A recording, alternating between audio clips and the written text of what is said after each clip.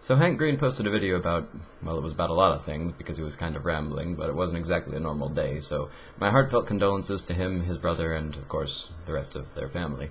Principally, however, his video concerned interestingness and the nature thereof, and more open-endedly the quantifiability thereof. Specifically, I think that interestingness is objectively quantifiable, and actually it's quantifiable in one of a couple of ways. The first way is statistical. You can say that for a thing X, if there are K of X people who know about it and are capable of being interested in it, and T of X of those people think it is interesting, then if T of X over K of X is greater than 0.5, then it is interesting, otherwise it's not. We use 0.5 in order to remove bias because we don't know for certain whether it's worse to qualify potentially interesting things as uninteresting or vice versa. That is by all accounts an objective measurement, but also somewhat soft and malleable because it is dependent on individuals, so the formula implicitly depends on time because tastes will change. So if you prefer something less intrinsically tied to humans, and I don't really know why you would, because being human, literally everything you do is concerned with humans, but setting that aside, there are other ways to think about how interesting something is. For instance, one particularly interesting way of quantifying interestingness is in terms of complexity, specifically computational complexity. I assert that the more intense the computation required to produce something,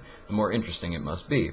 Now, I don't refer to computation in the sense that we know it on our sad, slow, deterministic, number-crunching bits of silicon, and I'll get to why they're sad in a moment. No, I refer instead to the computational apparatus that is our universe, which, by the way, is necessarily capable of any computation, because in it are devices capable of any computation, and any device that can simulate a universal computer is itself a universal computer.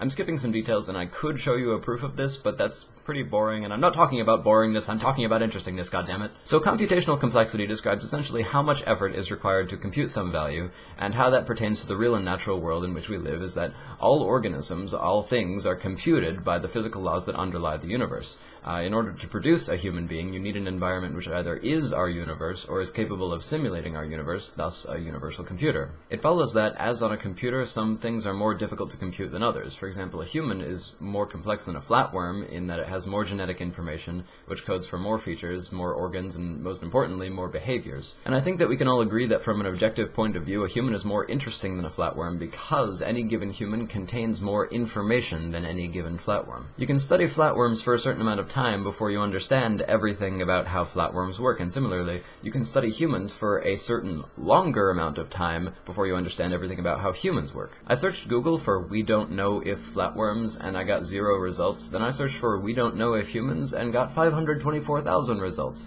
which leads me to believe that for any x and y, we almost certainly know if flatworms X, but not if humans Y, and that's what makes us, as humans, more interesting. And because Earth has such a diverse population of computationally complex creatures living on it, I assert that Earth is more computationally complex, because in order to reproduce a planet, you would need to reproduce everything living on it, and Earth has many more things living on it, as far as we can tell, than most similarly sized planets, such as, I don't know, Mars. Now, as for why computers are sad, consider the size of the human genome.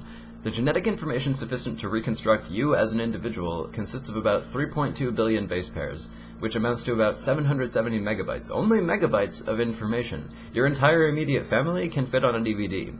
And get this, only about 1.5% of those base pairs are actually involved in the 23,000 genes that actually code for proteins, the building blocks of organisms. The rest consists of a small amount of information that essentially manipulates the other genes, as well as a massive amount of DNA that may not even have any function whatsoever. The human brain alone is a marvel of computational brilliance. Humans effortlessly solve problems in mere tens of milliseconds that we have barely any idea of how to solve on computers, from identifying objects to participating in sports, to not just decoding but actually understanding speech. Sure, a silicon computer can crunch numbers faster than you can, but your brand of computing machinery is responsible for coming up with, spontaneously I might add, everything that humans have ever come up with, and all of the science and art and literature and architecture and everything else that humans have done in their eons of existence. All of these things, the essences of humanity, are unfathomably more complex tasks than a silicon computer can carry out, and that is precisely why we are interesting. Thanks very much for watching. Please feel free to subscribe and have a very interesting whatever.